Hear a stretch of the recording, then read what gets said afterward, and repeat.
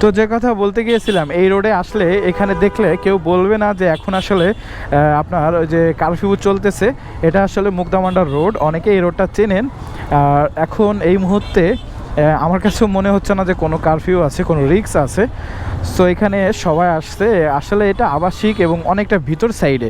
আমরা আরেকটু সামনে যাব, সেটা হচ্ছে গ্রিন মডেল টাউন। তো সেই ফাঁকা এলাকা দেখলেই বুঝতে পারবেন যে কতটা শেষ সীমানায় চলে আসছি।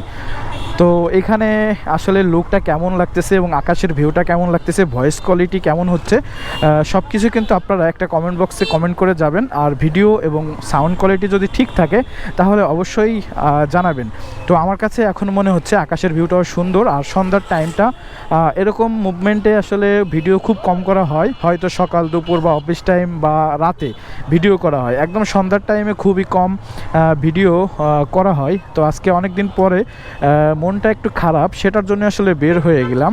আর এখন বের হয়ে চলে আসছি, এখানে কিছু একটা মনে হয়েছে এরকম একটা ব্যাপার।